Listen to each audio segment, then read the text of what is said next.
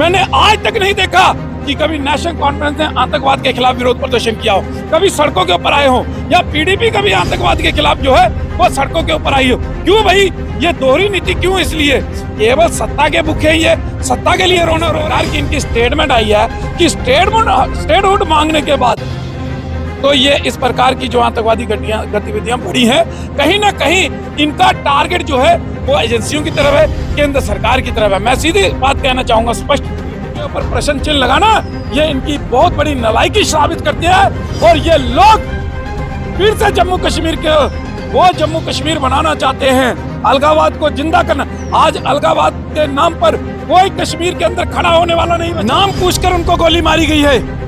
और मंशा सिर्फ ये कि घाटी को हिंदू विहीन करना, ये कोशिश है आतंकवादियों की, और ये टीआरएफ द्वारा किया गया है। और इसके सरगना जो है वो पाकिस्तान के अंदर बैठे हुए हैं। ये किसी से छुपा नहीं डरेगा, न यात्री डरेगा, कोई डरने वाला नहीं है इन आतंकवादियों से, चाहे जितनी मर्जी कोशिश कर ले। और हमारी सेना, पुलिस, पैरामिलिट्री फोर्सेस जो है इन आतंकवादियों को ढूंढ कर जन्म पहुंचाने का काम कर रही। फौज, हमारी सेना, पुलिस, पैरामिलिट्री फोर्सेस इनको पकड़ती है। तो महबूबा मुफ्ती की आज भी स्टेटमेंट है कि निर्दोषों को तंग न किया जाए।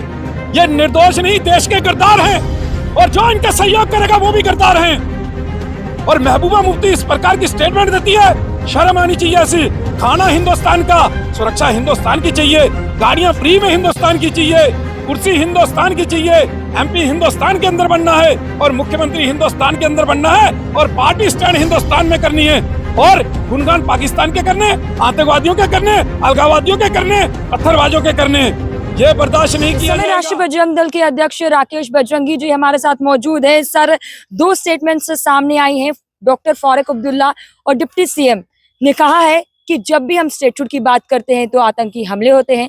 वहीं पर दूसरा सवाल रहेगा, जावेद अहमद राणा ने कहा है कि पाकिस्तान से बात होनी चाहिए। देखिए, लगातार ये जो कश्मीर बेस की पार्टियां हैं, ये लगातार जो है ये करती रही हैं कि पाकिस्तान से बातचीत होनी चाहिए। एक तरफ जम्मू कश्मीर के अंदर नहीं, पूरे देश के अंदर पाकिस्तान जो है आतंकवादियों को बेचकर हमारी धरती को लहूलुहान करने का काम कर रहा है, हमारे सैनिकों को शहीद करने का काम, जो निर्दोष लोग हैं उनका खून बहाने का काम कर रहा है। और एक तरफ जो है उनसे बातचीत की जो है ये पैरवी करते हैं।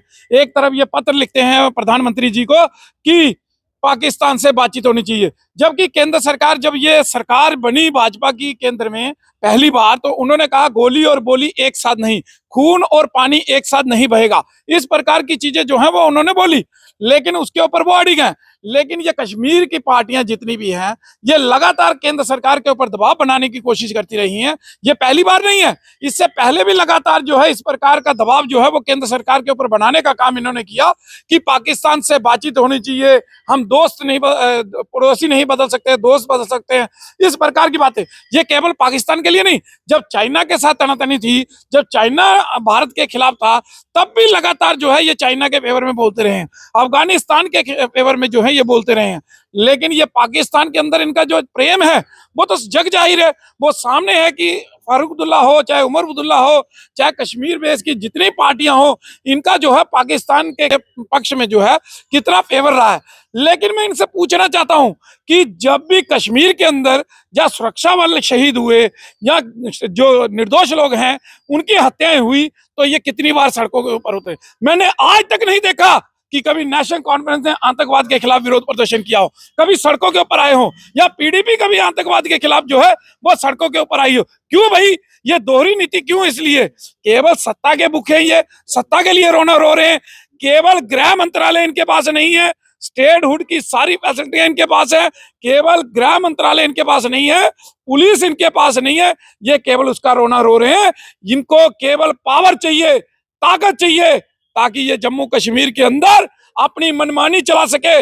इतने लंबे समय तक इन्होंने राज किया जम्मू कश्मीर के ऊपर, और इन इतने सालों में इन्होंने जम्मू कश्मीर के क्या हालात बनाए हैं वो सभी से, किसी से छुपे नहीं है, पूरे देश के।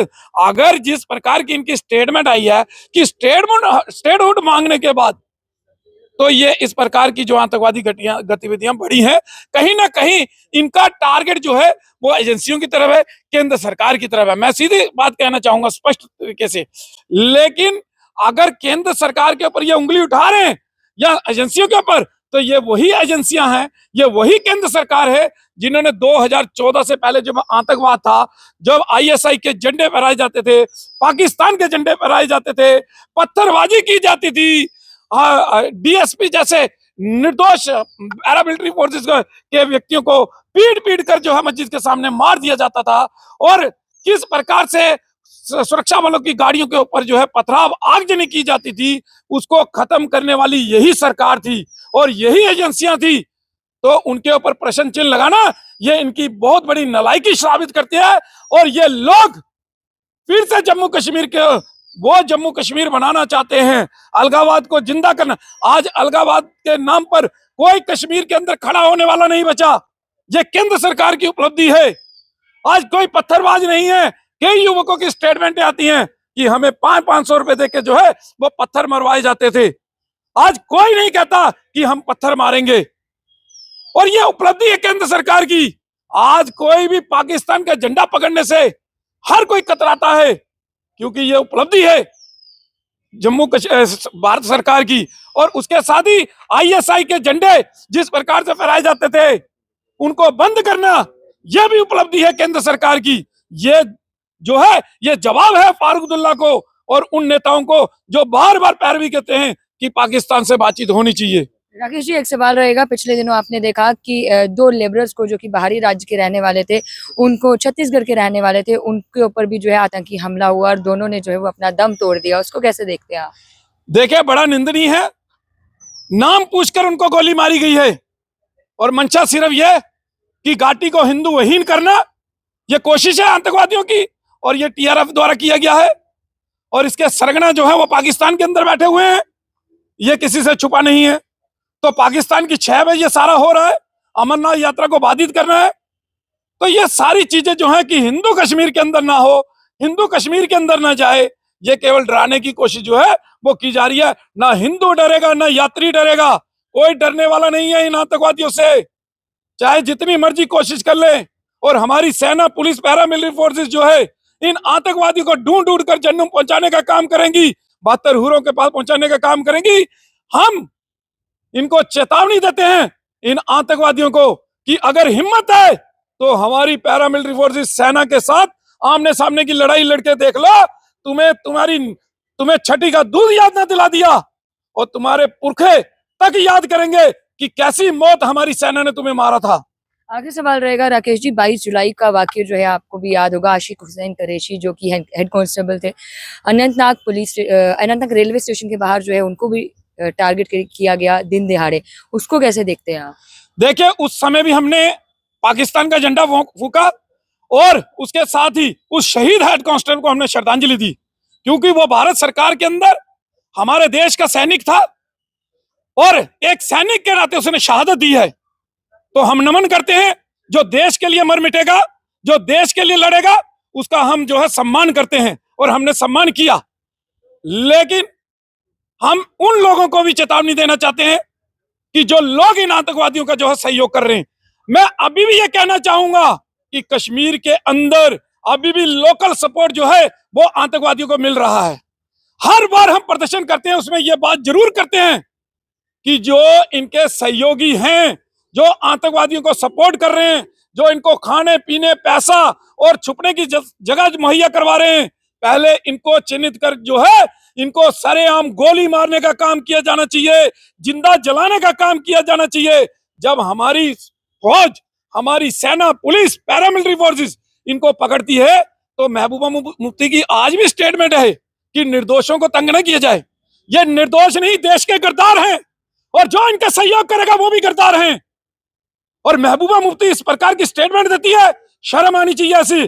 खाना हिंदुस्तान का, सुरक्षा हिंदुस्तान की चाहिए, गाड़ियां फ्री में हिंदुस्तान की चाहिए, कुर्सी हिंदुस्तान की चाहिए, एमपी हिंदुस्तान के अंदर बनना है और मुख्यमंत्री हिंदुस्तान के अंदर बनना है और पार्टी स्टैंड हिंदुस्तान में करनी है। और गुणगान पाकिस्तान के करने, आतंकवादियों के करने, अलगाववादियों के करने, पत्थरबाजों के करने, यह बर्दाश्त नहीं किया जाएगा। और केंद्र सरकार ने अपनी ताकत बताई थी 5 अगस्त 2019 को, जब इन सबको जेल की सलाखों के अंदर डाला गया था, नजरबंद किया गया था। वो दिन भूलना नहीं चाहिए महबूबा मुफ्ती को। केंद्र सरकार के पास अभी भी शक्तियां हैं। जो देश के विरुद्ध जाएगा, जो देश के खिलाफ गिरदारी करेगा, उसको इसी प्रकार से जेल की सलाखों के पीछे डाला जाएगा। उसके साथ एक चीज और कहना चाहूंगा कि जो हेड कांस्टेबल जो है वो शहीद हुए, उनके परिवार को जो है एलजी मनोज सिन्हा के द्वारा नौकरी दी गई, बड़ा सराहनीय कदम है, सम्मान करते हैं हम। लेकिन उसके साथ एक चीज और कहूंगा कि जो प्रवासी छत्तीसगढ़ के जो 2 मारे गए हैं, केंद्र सरकार, छत्तीसगढ़ की सरकार और जम्मू कश्मीर की सरकार को उनके बारे में भी सोचना चाहिए। छत्तीसगढ़ सरकार को, उनके परिवारों को नौकरी और 1-1 करोड़ रुपए मुआवजा जो है वो दिया जाना चाहिए, क्योंकि यह कृत्य आतंकवादियों ने किया है और पॉलिसी है कि जिसके परिवार का सदस्य आतंकवादी मारेंगे उसको नौकरी और मुआवजा जो है वो दोनों मिलेंगे। तो इनको भी मिलने चाहिए, इन प्रवासियों को भी, क्योंकि ये काम के सिलसिले में अपने घर के पालन पोषण के लिए यहाँ पर आए थे, दिहाड़ी कर लगाते थे, मजदूर थे। तो उनके परिवार के बारे में सोचना जो है वो केंद्र सरकार, जम्मू कश्मीर सरकार और छत्तीसगढ़ सरकार का दायित्व है। बहुत बहुत शुक्रिया राकेश जी बातचीत करने के लिए। इस समय हमने बातचीत की राष्ट्रीय बजरंग दल के अध्यक्ष राकेश बजरंगी जी से। 2 सवाल थे हमारे, जिस तरीके से एक सवाल था कि डॉक्टर फारूक अब्दुल्ला और साथ ही साथ डिप्टी सीएम का ये कहना था कि जब जब हम स्टेटहुड की बात करते हैं तब तब आतंकी हमले होते हैं, और दूसरा सवाल ये था कि जो कैबिनेट मिनिस्टर जावेद अहमद राणा है उनका ये कहना है कि पाकिस्तान से बात करनी चाहिए। इन 2 सवालों को लेकर क्या कुछ जवाब दिया राकेश बजरंगी ने, वो आप सबने सुना। आप लोग अपनी अपनी राय कमेंट सेक्शन में जरूर रखिएगा। इस वीडियो को ज्यादा से ज्यादा शेयर करेगा और तमाम खबरों के लिए रहेगा यूएनटी के साथ, वीडियो जर्नलिस्ट के साथ समीक्षा वर्मा, यूएनटी जम्मू।